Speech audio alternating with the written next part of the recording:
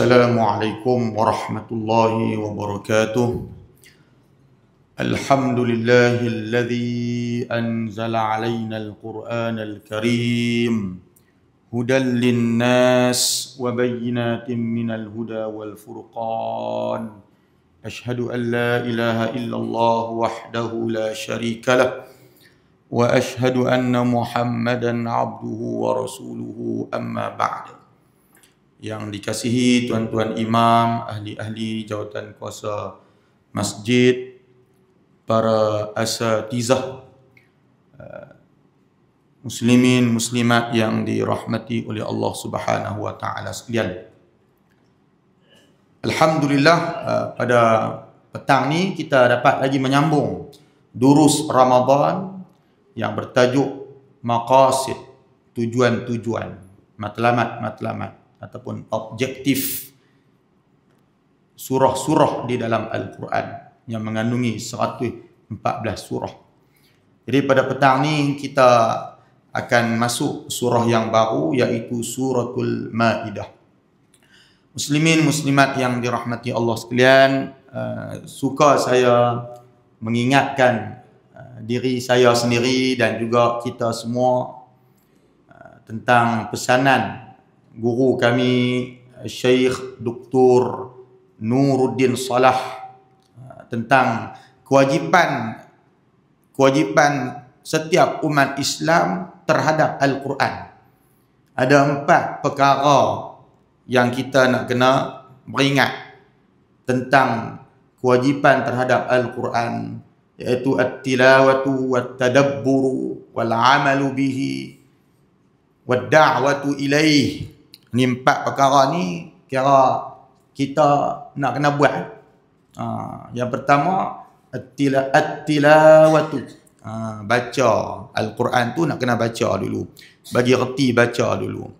Lepas tu ni kita duk buat ni at-tadabburu, kita cuba memahami, meneliti makna-makna kandungan Al-Quran untuk kita sama-sama fahami isi kandungan Al-Quran, untuk kita hayati dan kita terapkan dalam kehidupan kita. Kemudian yang ketiga, wal amalu bihi, kena amal lah. Hak kita mengaji tu, lepas kita mengaji, kita tadabbur, faham, kita amal lah.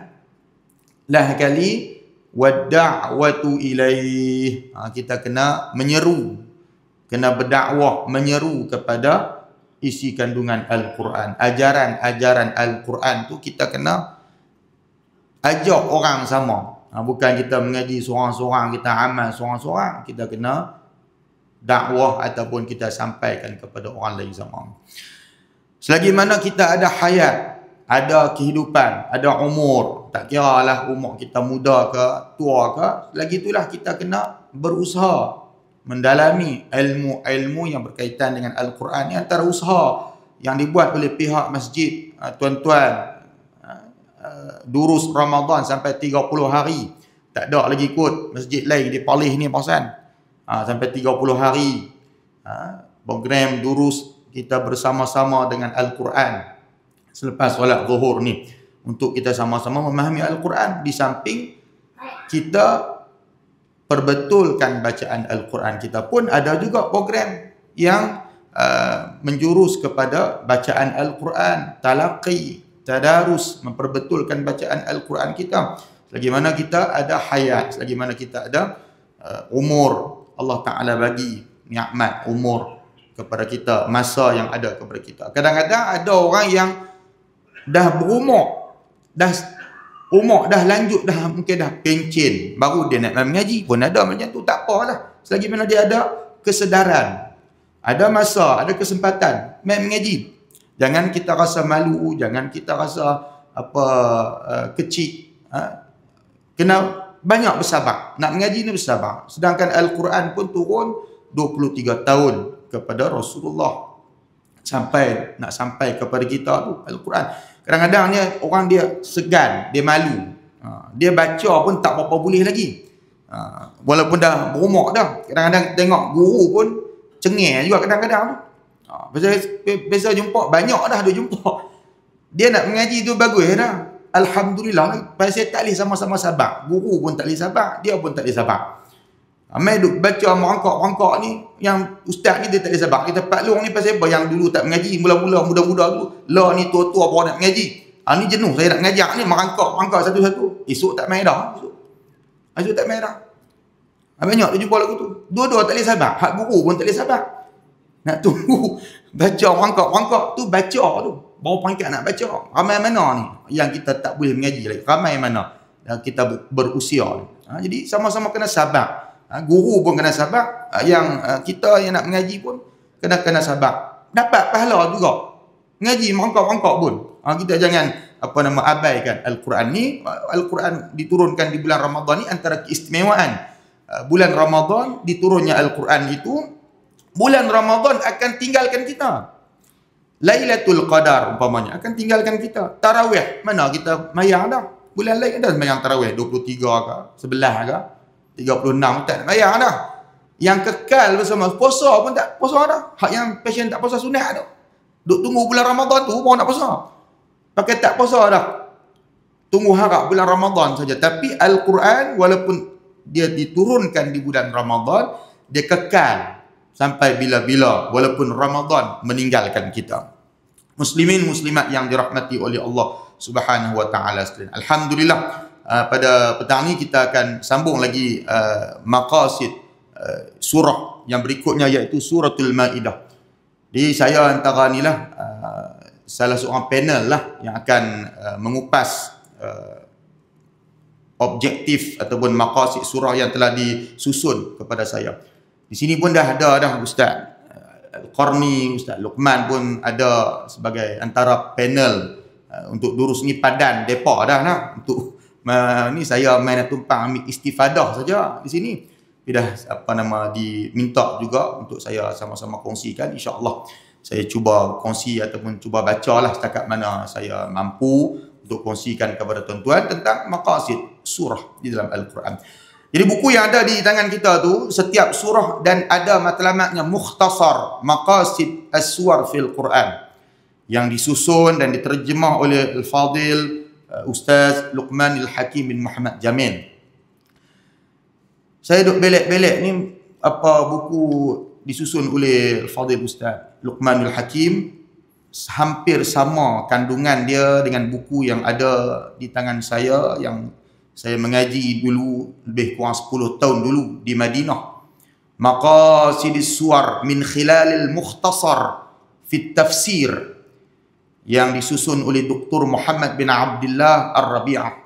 Lebih kurang hampir sama saja yang ada di tangan saya ni, terjemahan dan susunan isi kandungan dia. Jadi kita boleh sama-sama mengambil manfaat daripada apa yang kita ada di tangan kita. Buku yang ada ini dia amat bermanfaat untuk kita memahami tujuan-tujuan objektif dan juga matlamat setiap surah yang Allah Subhanahu wa taala turunkan di dalam Al-Quran kepada Nabi Muhammad sallallahu alaihi wasallam. Jadi suratul Maidah ini yang bermaksud Al-Maidah. Kita tengok dulu muka surat berapa tu. Kita tengok tulis dalam buku kita ni. Al-Maidah maknanya hidangan. Yang mana Al-Maidah ini, suratul Maidah ni dia merupakan nama dia tu. Nama surah ini adalah nama yang tauqifiyah, yang ada dalilnya daripada Al-Quran dan hadis yang sahih tentang nama surah Al-Maidah itu sendiri. Bahkan di dalam suratul Maidah itu sendiri pun disebut tentang Maidah di akhir-akhir surah ini. Allah Subhanahu wa taala ceritakan tentang Hawariyun, Al-Hawariyun, pengikut setia Nabi Isa alaihissalam, yang suruh Nabi Isa minta tolong buat turun hidangan daripada langit. Allahumma rabbana anzil alaina ma'idatan minas sama. Nabi Isa minta doa. Ada satu lagi, kita kalau kita sebut hidangan ni, tuan-tuan mungkin dah baca dah. Dalam suratul Baqarah dah baca dah.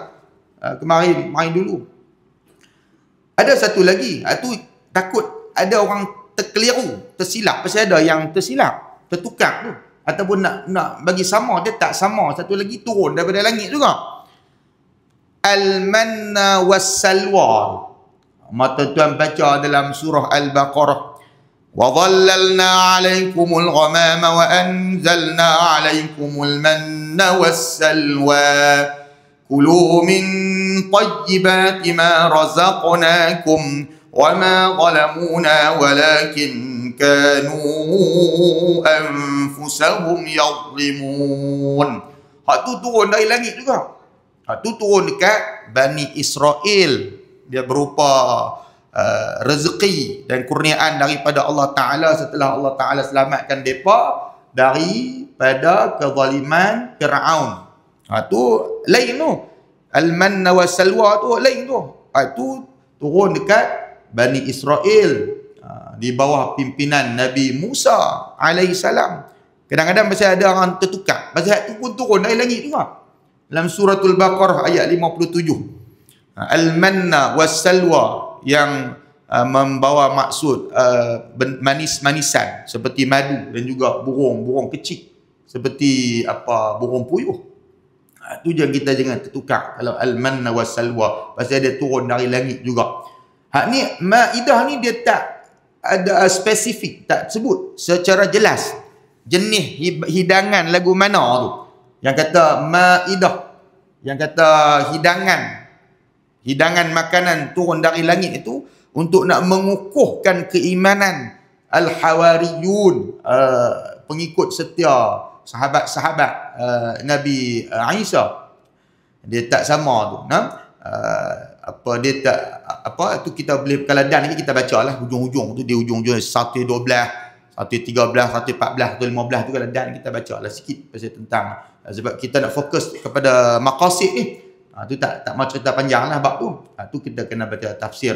Cuma dia tak sebut secara spesifik, secara jelas makanan apa. Adalah kalau kita baca dalam tafsir yang ada tu, banyaklah tafsiran ulama tentang apakah jenis-jenis makanan yang dimaksudkan Al-Maidah yang Allah Ta'ala turunkan dari langit itu. Yang Nabi Isa minta, Allahumma Rabbana anzil alaina ma'idatan minas sama'. Itulah maksud surah tu. Nama surah tu dulu. Secara ringkas dia lagu tu lah. Cerita surah dia. Kita terus baca buku kita ni. Muka surat 23.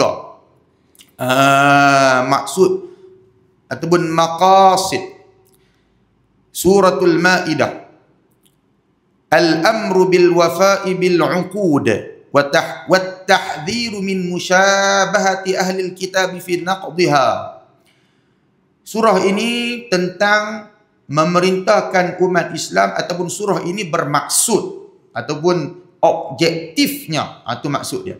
Surah ini objektif dia, matlamat tujuan dia adalah untuk memerintahkan umat Islam untuk menunaikan perjanjian serta memberikan amaran agar tidak menyerupai ahlul kitab dalam mencabulinya. Nanti kita akan tengoklah cakap mana kita dan lagi ayat-ayat yang menjurus kepada tujuan ini. Daripada ayat yang pertama, ayat di tengah, ayat yang akhir, menjurus kepada tujuan berkaitan dengan perjanjian. Lagi kita tengok apa perkara yang ada dalam surah ini. Syarah ringkas dia. Surah ini menumpukan kepada kewajipan menunaikan janji serta mematuhi syariat dan batas-batasnya setelah ia disempurnakan dan dilengkapkan. Hal ini diperkuat dengan penamaannya sebagai surah Al-Uqud, surah janji. Nama lain lah. Surah-surah ada ni pun banyak nama juga. Surah-surah yang lain pun ada juga surah yang dia mempunyai beberapa nama. Ni macam surah Al-Maidah inilah. Macam surah Al-Mulk, Al-Mani'ah, surah At-Taubah, Bara'ah, dan banyak lagi surah-surah yang lain tu dia ada beberapa nama yang lain. Macam surah Al-Maidah ni antara nama dia surah Al-Uqud, surah janji.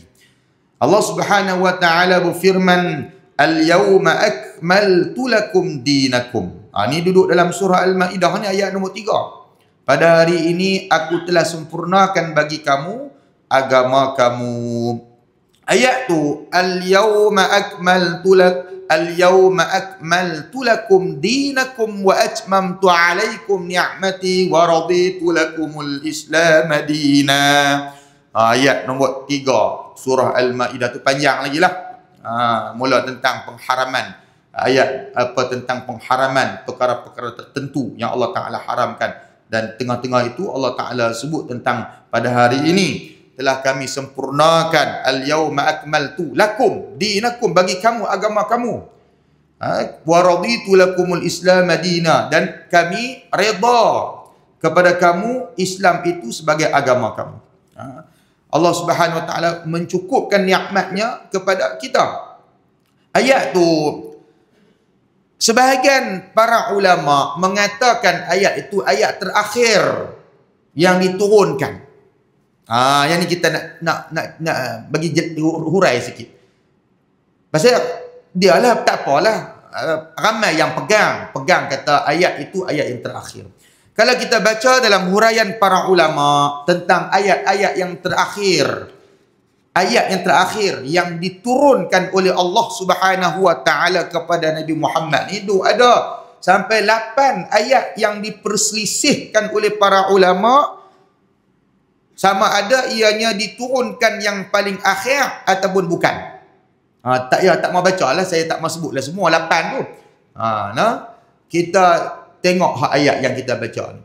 Cuma saya nak sebut hak ni dengan hak satu lagi yang rajih, pendapat yang rajih, pendapat yang terbaik berdasarkan dalil-dalil yang ada, dalil-dalil yang sahih tentang ayat mana yang terakhir diturunkan oleh Allah Subhanahu Wa Taala. Sebab ayat ni juga termasuk dalam perbincangan para ulama mengatakan bahawasanya ayat itu ayat yang terakhir. Kita tuan-tuan pun tahu lah, duk dengar ustaz ceramah tu. Ni ayat yang terakhir. Betul lah juga mana kata tu, sebab dia antara salah satu pandangan para ulama. Al-yawma akmaltu lakum dinakum wa atmamtu alaikum ni'mati wa raditu lakumul Islam dina. Pada hari ini aku telah sempurnakan bagi kamu agama kamu, dan aku telah cukupkan nikmatku kepada kamu, dan aku telah redakan Islam itu menjadi agama kamu. Ayat ni juga para ulama berbincang, adakah ianya ayat yang terakhir ataupun bukan ayat yang terakhir.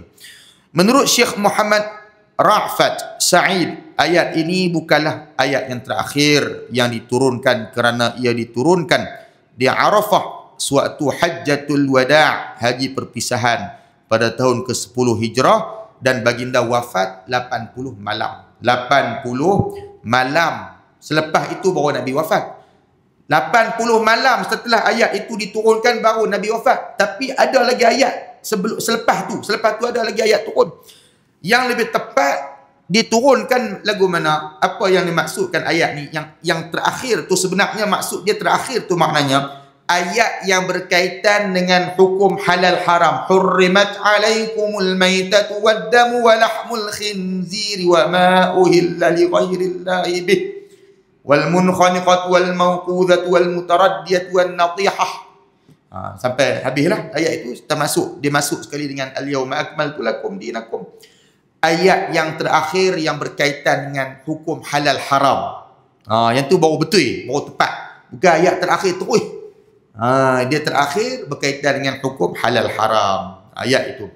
Sebab ada lagi ayat, satu lagi ayat turun 9 malam sebelum Nabi wafat, ada lagi ayat yang turun. Maka itulah yang menjadi ayat yang terakhir yang lebih tepat menurut pandangan para ulama, seperti disebut oleh Al-Imam Al-Alusi di dalam tafsirnya, kemudian disebut juga oleh Al-Imam Ibn Hajar Al-Asqalani dalam Fathul Bari.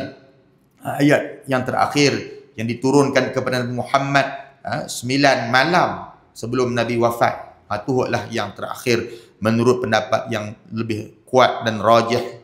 Allah Subhanahu wa taala berfirman dalam suratul Baqarah ayat 281, "Wattaqu yawman turja'una fihi ila Allah, thumma tuwaffa kullu nafsin ma kasabat wa hum la yuzlamun."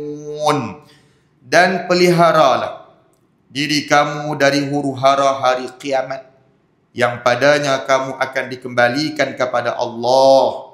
Kemudian akan disempurnakan balasan tiap-tiap seorang menurut apa yang telah diusahakannya. Sedang mereka tidak dikurangkan balasannya sedikit pun. Suratul Baqarah ayat 281 itu duduk bawah sekali itu. Ayat duduk bawah sekali itu. Nah, itulah yang paling tepat kata Imam Al-Alusi rahimahullah. Banyak riwayat daripada Ibn Abbas radhiyallahu anhuma yang menyatakan inilah ayat yang terakhir yang diturunkan, kata Imam Al-Alusi di dalam Ruhul Ma'ani, kitab tafsirnya. Begitu juga kata Imam Ibn Hajar Al-Asqalani di dalam Fathul Bari, juga itu merupakan ayat yang terakhir. Pandangan yang paling tepat ialah pandangan yang mengatakan bahawa ayat 281 lah ayat yang terakhir diturunkan oleh Allah Subhanahu wa taala kepada Nabi Muhammad, menurut Imam Ibn Hajar Al-Asqalani di dalam Fathul Bari. Itu apa secara ringkaslah saya bagi ringkas saja. Jadi nampaklah pendapat yang paling kuat tu ayat 281, "Wattaqu yawman turja'una fihi ila Allah, thumma tuwaffa kullu nafsin ma kasabat wa hum la yuzlamun." Kalau ada orang kata duk ceramah kata tak apalah, tak payah kata apalah. Betul lah juga. Betul lah juga dari satu sudut ayat tu, ayat yang terakhir dari sudut hukum hakam halal dan haram diturunkan. Misalnya kita bisa dengar kan ayat tu diturunkan terakhir, terutamanya apabila menceritakan tentang peristiwa haji, menceritakan tentang khutbah hajjatul wada' Rasulullah sallallahu alaihi wasallam. Depa akan sebut tentang al-yauma akmaltu lakum itu sebagai ayat yang terakhir. Tak apalah, tapi petang ni dapat jelaslah bahawasanya ayat yang terakhir yang lebih tepat adalah ayat 281 daripada suratul Baqarah. Okey, kita baca lagi apa buku kita tu. Oleh itu surah ini termasuk antara yang terakhir di dalam Al-Quran. Ia juga berfungsi sebagai pelengkap kepada surah tu, disebut juga tentang antara yang terakhir. Tapi bukanlah yang paling akhir. Dia antara yang terakhir. Sebab dia 80 malam. Ayat tu 80 malam sebelum Nabi wafat. Dan ia juga berfungsi sebagai pelengkap kepada suratul Baqarah yang lebih menekankan penetapan asas-asas agama serta pensyariatan prinsip-prinsip umum yang bersifat universal. Jadi poin dia, tujuan utama diturunkan suratul Maidah ini ialah tentang mengikat perjanjian. Surah ini dinamakan Al-Maidah. Di awal tadi kita sebut tentang apa yang dimaksudkan dengan Al-Maidah tadi secara ringkasnya. Kerana terdapat kisah tentang hidangan Al-Maidah pada penghujung surah inilah. Kalau dan tadi kita baca pilih sikit ayat 1:12 sampai 1:15 tu. Tentang kisah Nabi Isa dan para pengikutnya Al-Hawariyun. Namun penamaan ini tidak hanya merujuk kepada sebutan Al-Maidah sahaja, tetapi juga kepada pengajaran yang terkandung di dalam kisah tersebut. Memanglah kisah tu kalau kita baca surah apa pun, dia ada ayat apa pun, ada kebanyakan ayat ni diturunkan ada sebab. Sababun nuzul, asbabun nuzul, sebab turun-turunnya surah itu. Tapi al-ibratu bi'umumil lafzi la biqususi sabab. Itu kaedah usul tafsir dalam kita nak faham ayat Quran. Al-ibratu, ibrah ni pengajaran yang kita nak ambil. Memanglah setiap surah-surah itu dia ada sebab turun dia tu. Kalau kita mengaji tafsir ni, kita tak mau bukan tafsir, kita khusus tu fokus kepada maqasid, tujuan-tujuan surah itu. Tetapi pengajaran dia itu, kalau surah itu, ayat itu diturunkan untuk kaum tertentu, untuk individu tertentu, memanglah asalnya diturunkan kepada untuk tujuan-tujuan tertentu, untuk sebab-sebab yang tertentu yang berlaku pada ketika itu. Tetapi ibrah, pengajaran dia untuk diambil secara umum daripada lafaznya. Banyaklah kita nak sebut satu-satu surah ayat-ayat apa tentang dikhususkan sebab turunnya. Al-ibratu, ni tuan-tuan boleh ambil lah kaedah ni, boleh catat sikit kalau tuan-tuan teringat, tuan-tuan ada kesempatan. Al-ibratu bi'umumil lafzi la bi khususis sabab. Pengajaran sesuatu ayat Al-Quran itu adalah dengan lafaz umumnya, bukan dengan dikhususkan, bukan dengan pengkhususan sebab turunnya surah ataupun ayat itu. Maka dalam surah ini tidaklah hanya merujuk kepada sebutan Al-Ma'idah itu sahaja, walaupun dia diturunkan tentang hidangan kepada Al-Hawariyun, pengikut Nabi Isa alaihissalam, tetapi ia juga pengajaran untuk kita semua, untuk seluruh ummah, untuk mengambil pengajaran dalam surah itu. Dalam kisah itu Allah Subhanahu wa taala memberi amaran kepada para pengikut Nabi Isa bahawa jika mereka tidak beriman setelah diberikan hidangan tersebut, mereka akan dihukum dengan azab yang pedih. Ini juga merujuk kepada perjanjian. Maksud peristiwa itu juga berkaitan dengan perjanjian. Ini juga merupakan peringatan kepada umat Islam agar menunaikan janji-janji mereka. Jika tidak, mereka akan menerima hukuman yang sama seperti dalam kisah tersebut. Sebab ayat mula tu kata kita baca awfu bil uqud, kita tak ada baca lagi. Sekali kita baca sikit ayat mula-mula tu yang menjurus membawa maksud tujuan surah ini diturunkan. Surah ini menekankan tentang pentingnya menunaikan perjanjian dan janji yang berbeza-beza dalam setiap suruhan ya ayyuhalladzina amanu. Dalam surah ni saja ya ayyuhalladzina amanu, wahai orang beriman, tu ada 16 ayat, 16 tempat ya Allah Taala seru dengan ya ayyuhalladzina amanu, mula daripada ayat yang pertama lagi.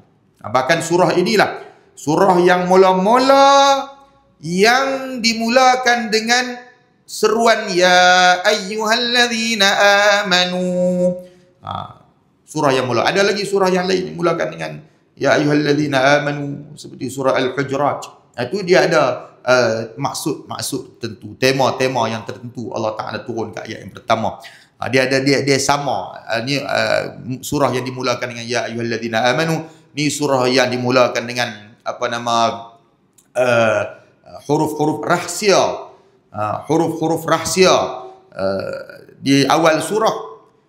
Kemudian ada surah yang dimulakan dengan tasbih yang disebut sebagai surah Al-Musabbihat, yang dimulakan yusabbihu lillah, sabbaha lillah, seperti surah As-Saff, surah Al-Jum'ah, surah Al-Hashr, surah At-Taghabun, surah Al-A'la. Itu antara surah yang disebut sebagai Al-Musabbihat, dimulakan dengan tasbih. Ataupun surah Al-Hadid dimulakan dengan tasbih. Dia ada maksud-maksud yang tertentu yang Allah Ta'ala mulakan dengan perkataan-perkataan yang tertentu, seperti surah ni Al-Ma'idah ni, surah yang dimulakan dengan ya ayyuhalladzina amanu. Jadi mula dengan ayat yang pertama, kemudian ada di tengahnya, kemudian di akhirnya juga, dan beberapa ayat lagi yang di tengah-tengah itu yang menjurus makna perjanjian. Kita tengok ayat yang pertama lagi. Ayat yang pertama lagi sebab kita lebih kepada nak baca ayat-ayat yang menjurus kepada membawa maksud tujuan perjanjian itu.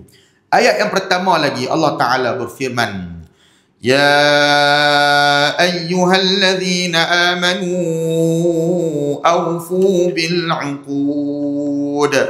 Wahai orang-orang yang beriman, penuhi janji-janji kamu. Kita nak tengok dulu secara umum, secara umum dulu sebelum kita nak pergi satu-satu setakat mana kita dan nak menggambarkan kepada kita bahawa keseluruhan surah ini merujuk kepada tujuan dia adalah berkaitan dengan kepentingan menunaikan janji itu. Nanti kita tengok dulu. Umpamanya dalam ayat yang pertama lagi, ayat yang pertama di permulaan surah lagi sehingga akhir surah ini membicarakan tentang janji dan kepentingan menepati janji itu. Menerusi ayat-ayat yang ada dalam surah. Umpamanya daripada awal surah lagi, Allah Ta'ala berfirman, kita baca dah tadi. Kemudian kalau di pertengahan surah pula, ayat yang ke-67, Allah Subhanahu Wa Ta'ala berfirman, yang merujuk juga berkaitan dengan perjanjian dan kepentingan menepati janji. Allah Ta'ala berfirman, ya ayyuhar rasul balligh ma unzila ilaika min rabbik wa in lam taf'al fama ballaghta risalatah wallahu ya'simuka minan nas innallaha la yahdil qaumal kafirin. Ini juga berkaitan dengan perjanjian. Apa maksud ayat 67? 67. Wahai Rasul, sampaikanlah apa yang diturunkan Tuhan kamu kepada kamu. Jika tidak engkau lakukan apa yang diperintahkan, itu bererti engkau tidak menyampaikan amanahnya. Dan Allah memelihara engkau daripada gangguan manusia. Sesungguhnya Allah tidak memberi petunjuk kepada orang-orang kafir. Itu di tengah-tengah, di akhir surah juga, umpamanya ayat yang ke-119. Allah Subhanahu Wa Ta'ala berfirman, ayat yang ke-19, duk akhir dah, duk lah dah ayat tu.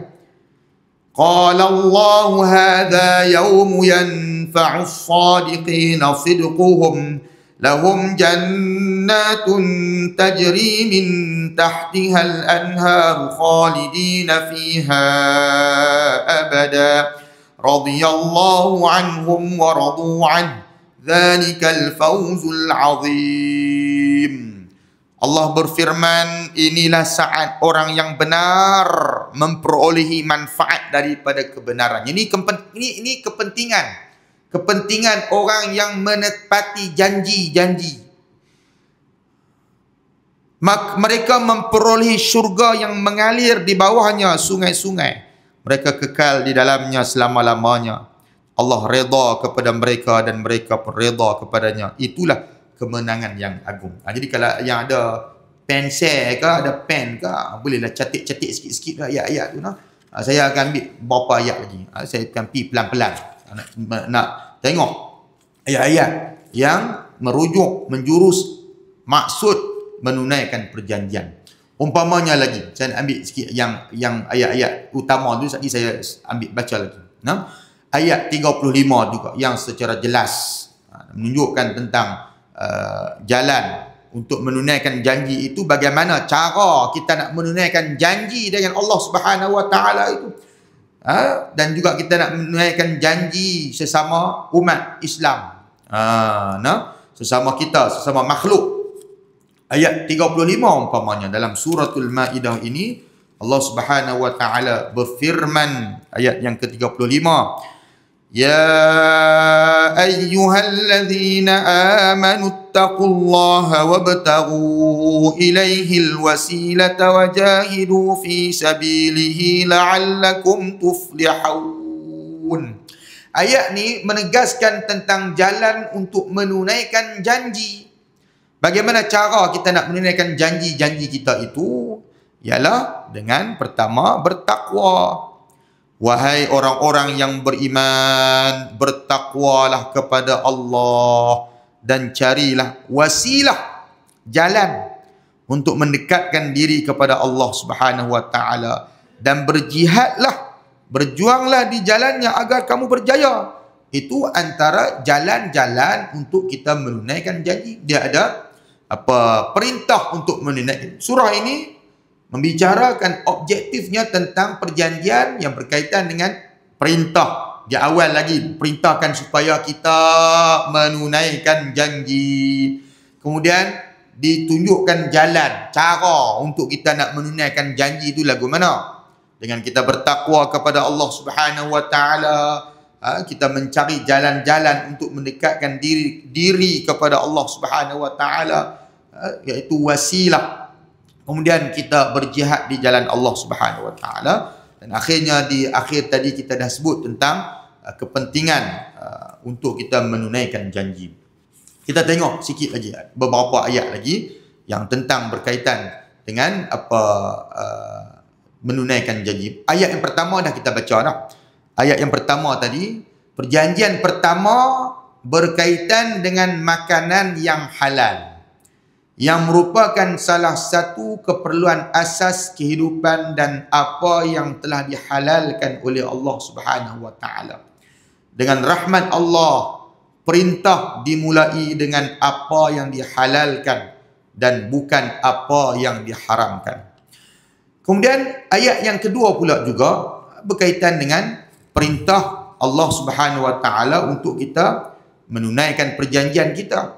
Ayat ini pula, ayat yang kedua itu pula yang bermaksud, kita tengok maksud dulu secara ringkas dia, kita ambil yang awal-awal. Wahai orang-orang yang beriman. Pertama Allah Taala berfirman, Ya ayyuhalladzina amanu la tuhillu sya'airallahi walasy-syahral haram walasy-syahral haram walal hadya walal qalaid wala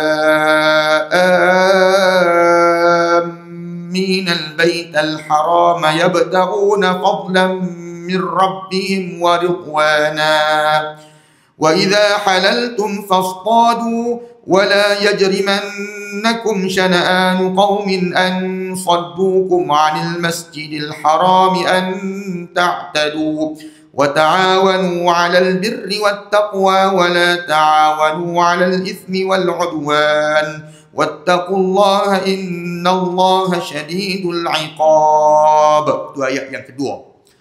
Tak apa, nak ambil balik ayat satu tadi, baca tak habis. Ayat satu saya nak ulang balik, nak baca bagi habis ayat satu. Ayat dua tu baca habis. Ayat satu tadi. Ya ayyuhalladzina amanu awfu bil'uqud uhillat lakum bahimatul an'ami illa ma yutla alaykum ghayra muhillis saydi wa antum hurum innallaha yahkumu ma yurid. Ayat 1 dan 2 ini saya baca penuhlah terjemahan dan juga ayat tu. Ayat-ayat yang lain sekali kita pergi secara ringkas lah. Mungkin kita pergi baca maksud saja. Kita tengok ayat 1, 2 ni kita baca dulu secara terjemahan dia. Wahai orang-orang yang beriman, penuhilah janji-janji. Haiwan ternakan dihalalkan bagi kamu kecuali yang akan disebutkan kepada kamu, dengan tidak menghalalkan berburu ketika kamu sedang berihram haji ataupun umrah. Sesungguhnya Allah menetapkan hukum sesuai dengan apa yang dikehendaki janji untuk menunaikan segala titah perintah Allah Subhanahu wa taala. Kalau kamu tak tunaikan janji untuk bertakwa, kami dengar dan kami taat, ni itu janji dia apa? Apa maksud janji itu? Janji untuk menunaikan perintah Allah Subhanahu wa taala. Apabila Allah Taala perintahkan kepada kamu, maka kamu kata sami'na, kami dengar, dan wa ata'na, kami taat. Seperti ayat yang ke-7 tu dalam surah Maidah lagi kita tengok. Dan bertakwalah kepada Allah Subhanahu wa taala, berjanji untuk menunaikan titah perintah Allah Subhanahu wa taala. Kalau kamu tak tunaikan janji itu, tunggu akibat dia yang akan menimpa kamu. Tu maksud dia. Sesungguhnya Allah menetapkan hukum sesuai dengan yang dia kehendaki. Wahai ayat yang kedua, wahai orang-orang yang beriman, janganlah kamu melanggar syiar kesucian Allah dan jangan melanggar kehormatan bulan-bulan haram. Jangan mengganggu haiwan-haiwan korban dan haiwan-haiwan korban yang diberi tanda, dan jangan juga mengganggu orang-orang yang mengunjungi Baitullahil Haram. Mereka mencari kurniaan dan keredaan Tuhannya. Tetapi apabila kamu telah menyelesaikan ihram, maka bolehlah kamu berburu. Jangan sampai kebencian kamu kepada satu kaum kerana mereka menghalangmu daripada Masjidil Haram, mendorongmu melakukan perkara yang melampaui batas kepada mereka, dan tolong-menolonglah kamu dalam melakukan kebaikan dan bertakwaan, dan jangan tolong-menolong dalam berbuat dosa dan permusuhan. Bertakwalah kepada Allah, sesungguhnya Allah sangat berat siksaannya. Itu ayat awal-awal, di awal-awal surah Allah Subhanahu wa taala telah menyatakan tentang perjanjian yang patut kita pegang sebagai hamba Allah Subhanahu wa taala. Kemudian Allah Subhanahu wa taala juga di dalam surah ini peringatan untuk menunaikan janji. Bila kita berjanji, Bila kita diperintahkan untuk menunaikan janji, kita berjanji dan kita diperintahkan untuk menunaikan janji. Setelah beberapa ayat yang kita baca tadi, ada lagi ayat selepas itu tentang janji. Ayat 1, ayat 6 tentang wudu. Kemudian Allah Subhanahu Wa Taala menyatakan tentang kepentingan untuk kita menunaikan janji dalam ayat yang ke-7. Kemudian ayat yang mengingatkan tentang pentingnya menunaikan janji seperti dalam ayat yang ke-7. Kita pergi pula ayat yang ke-7.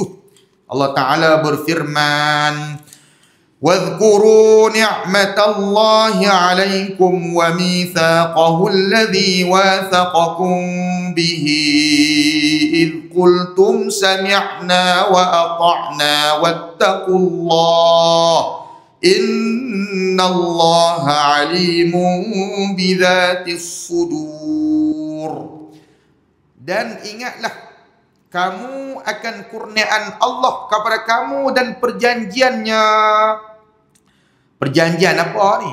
Perjanjian apa? Yang kata perjanjian tu perjanjian apa? Perjanjian kata nak dengar. Sami'na, apabila kamu telah berjanji dengan kamu mengatakan sami'na wa ata'na. Kami dengar dan kami patuh, kami nak ikut. Janji dah, kena ikut ni. Kalau kamu tak ikut, kamu berjanji tak mau ikut, tunggu akibat yang akan ditimpa kepada kamu. Wattaqullah, jalan dia kamu kena bertakwa kepada Allah. Bila kamu berjanji, kamu kata kamu dengar, kamu nak ikut, kamu kena bertakwa kepada Allah sebagai salah satu jalan untuk kamu menunaikan janji kamu. Untuk siapa ni? Untuk kita semua lah ayat ni. Untuk kita semua lah, walaupun ada pengkhususan dari sudut sebab nuzul, tetapi dari sudut ibrah bi'umumil lafzi, al-ibratu bi'umumil lafzi. Pengajaran ni untuk kita semua. Innallaha alimu bidzatis sudur. Dan bertakwalah kepada Allah, sesungguhnya Allah Maha mengetahui segala isi hati. Perjanjian akan mendengar dan mengikuti Nabi Muhammad dalam segala keadaan yang diikrarkan. Berjanji, menyatakan janji setia, berbai'ah. Bai'ah tu maknanya menyatakan janji setia, mengikat janji setia untuk taat kepada Allah Subhanahu Wa Taala dan Rasulnya dalam apa keadaan. Tak kira dalam keadaan kita suka ke, dalam keadaan kita tak suka ke, dalam keadaan senang ke, dalam keadaan susah ke. Tu makna berjanji menunaikan titah perintah Allah Subhanahu Wa Taala, bertakwa kepada Allah, menunaikan titah perintah dan meninggalkan larangan Allah. Itu maknanya berjanji untuk mendengar, berjanji mendengar dan taat kepada Nabi Muhammad sallallahu alaihi wasallam. Kemudian dalam surah ini juga kita tengok juga, kalau kita pi dekat ayat yang ke-8 pula. Ayat yang ke-8. Selepas ayat tu kita pi satu-satulah ikut apa dia punya ayat tu.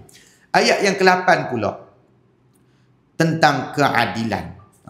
Allah Subhanahu Wa Taala menyeru, ayat tentang seruan kepada orang-orang yang beriman. Apa yang dimaksudkan dengan perjanjian di sini? Tentang keadilan. Ini penting. Ayat ni ayat yang cukup penting untuk nak menjamin keamanan, untuk nak menjamin keharmonian, untuk nak menjamin kesejahteraan dalam keadaan kita ni banyak perbezaan pandangan. Dalam keadaan kita ni banyak perbezaan bangsa, perbezaan ideologi dan sebagainya lah, banyak beza lah. Dari sudut agama pun kita ada perbezaan, dari sudut bangsa, dari sudut keduniaan, dari sudut urusan-urusan kerja kita, ada macam-macam perbezaan. Perbezaan dalam urusan rumah tangga, macam-macam perbezaan kita ada. Ini ayat penting untuk mengikat janji, perkara yang kita janjikan kepada Allah Subhanahu Wa Taala untuk kita berlaku adil. Walaupun seorang Muslim yang dizalimi, Allah mengingatkan bahawa dia telah menunaikan janjinya kepada hambanya. Maka bagaimana kita tidak menunaikan janji kita kepada Allah dan kepada sesama manusia? Maka sebab itu Allah Subhanahu Wa Taala berfirman mengingatkan kita ni. Allah pun tunaikan janji dia maka kita pun patut tunaikan janji kita dengan Allah dan sama manusia. Apa Allah Ta'ala firman? Ayat yang ke-8. Ya ayyuhalladzina amanu kunu qawwamina lillahi syuhada'a bil qist wa la yajrimannakum shana'anu qaumin 'ala alla ta'dilu i'dilu huwa aqrabu littaqwa wattaqullah innallaha khabirum bima ta'malun. Ayat yang ke-8. Wahai orang-orang yang beriman, jadilah kamu sebagai penegak keadilan kerana Allah ketika menjadi saksi yang adil, dan janganlah kebencian kamu terhadap sesuatu kaum mendorong kamu untuk tidak berlaku adil. Sebab ada sedikit perbezaan, ada perselisihan pendapat, dan kita tak suka satu kaum itu, tapi dia ada kebaikannya yang lain. Berlaku adil lah. Setiap orang ni ada kebaikan dan keburukan dia, jangan duk nampak buruk. Jangan satu bangsa, satu puak, satu kumpulan atau pihak musuh kita buat sesuatu benda sikit, ataupun siapa yang kita tak suka lah, kita duk dah tak suka daripada awal, duk cari hak salah aja. Benda tu hak yang baik dia banyak lagi, dia suka komplain orang. Dia duk tunggu cari hak salah orang aja. Hak banyak lagi dia tak kelih, duk nampak hak salah tu saja. Jangan kita bersikap macam tu. Kita kena berlaku adil. Banyak lagi kebaikan satu kaum, satu puak itu ada kepada mereka. Jangan sampai kita menafikan terus segala kebaikan terhadap orang lain dalam masa kita bermuhasabah diri kita sama. Maka sebab itu Allah Subhanahu Wa Taala berkata, hendaklah kamu berlaku adil. Jangan sebab kamu tak suka kepada satu kaum itu, kamu tidak berlaku adil dengan kamu melakukan ataupun kamu berlaku zalim kepada sesuatu kaum. Dan bertakwalah kepada Allah Subhanahu Wa Taala. Sesungguhnya Allah Maha teliti terhadap apa yang kamu lakukan. Dan Allah Subhanahu Wa Taala menjanjikan kepada orang yang beriman dan beramal soleh, mereka akan mendapat keampunan. Jadi apa janji Allah pula? Allah Taala tunai janji dia. Allah Taala kalau dia janji, dia tunai janji dia. Apa yang dia janji, dia kata hak tu lah. Maka kita juga sebagai hamba, kita kena tunaikan janji kita kepada Allah Subhanahu Wa Taala, kepada Rasul, dan kepada sesama umat manusia, kepada sesama Muslim. Bukan sekadar sesama Muslim, tetapi sesama umat manusia. Apa kita berjanji, kita tunaikan. Itulah rangkuman yang dimaksudkan dengan janji yang ada di dalam surah ini. Allah Ta'ala berfirman ayat yang ke-9, wa'adallahu alladhina amanu wa 'amilus salihati lahum maghfiratun wa ajrun 'azim. Allah telah menjanjikan kepada orang-orang yang beriman dan beramal soleh bahawa mereka akan mendapat keampunan dan pahala yang besar. Dan akhirnya kita tengok kepada ayat yang terakhir ataupun sebelum akhir, ayat 119. Ayat 119 juga. Akhirnya kelebihan orang yang menepati janji Allah Ta'ala sebut di dalam ayat yang ke-9. Kita nak tutup dah apa kuliah kita ni. Allah Ta'ala berfirman, tadi kita baca dah, nak ulang balik bagi parabih ayat itu. Qala Allahu hadha yawmu yanfa'u as-sadiqina sidquhum lahum jannatun tajri min tahtiha al-anharu khalidina fiha abada radiyallahu anhum wa radu an dzalikal fawzul azim. Allah berfirman, inilah saat orang yang benar memperolehi manfaat daripada kebenarannya, kebenaran janjinya. Mereka memperolehi syurga yang mengalir di bawahnya sungai-sungai mereka, sungai-sungai, dan mereka kekal di dalamnya selama-lamanya. Allah redha kepada mereka dan mereka pun redha kepadanya. Itulah kemenangan yang agung. Jadi habislah secara kesimpulannya apa yang nak dimaksudkan, apa yang menjadi objektif surah ini, menyatakan tentang janji Allah Subhanahu Wa Taala, janji manusia dengan Allah, dengan Rasul, dan juga sesama manusia yang patut, yang wajib, yang menjadi kewajipan untuk kita tunaikan. Itulah yang dimaksudkan ataupun yang menjadi matlamat, objektif dan tujuan daripada surah Al-Maidah ini. diturunkan. Mudah-mudahan sedikit sebanyak kita mendapat manfaat. Kalau ada salah silap mana tak kena tu, habaq mailah. Mana tak kena kita perbetul ni. Untuk petang ni cukup setakat tu dululah. Mudah-mudahan kita dirahmati oleh Allah. Saya mohon maaf ada salah silap. Terima kasih banyak. InsyaAllah ada masa kita sambung lagi untuk surah yang lain pula. Cukup setakat tu dulu. Subhanakallahumma wa bihamdika la ilaha illa anta astaghfiruka wa atubu ilaik. Wa sallallahu ala nabiyyina Muhammad wa ala alihi wa sahbihi wa baraka wa sallam. Wassalamualaikum warahmatullahi wabarakatuh.